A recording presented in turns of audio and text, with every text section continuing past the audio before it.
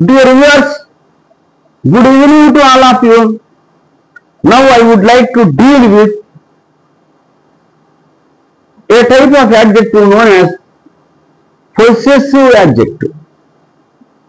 Possessive adjective అనేది pronounce నుంచి వచ్చింది. యొక్క అని అర్థాన్ని ఇస్తూ ఉంటాయి.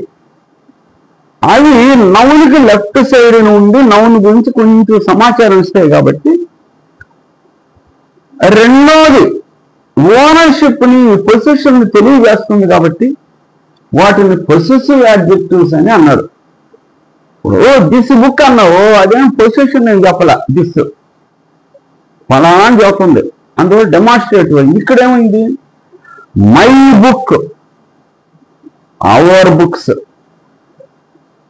Your book, his book, her book, its book, their book, అలా యొక్క అని అర్థం వచ్చే పదాలను కనుక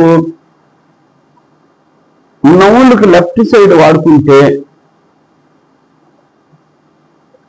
ఈ డిటర్మినెంట్స్ అని కూడా అంటారు, ఆ చాప్టర్ వేరే, ముందు కనుక వాడుకుంటే నౌన్లకు ముందు, ఇవి పొసెసివ్ యాడ్జెక్టివ్స్.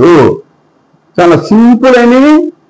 నేను ప్రొనౌన్లో మాట్లాడాను, పర్సనల్ ప్రొనౌన్లు ఆల్రెడీ, కానీ ఇక్కడ స్పెషల్గా చూసాం అనమాట.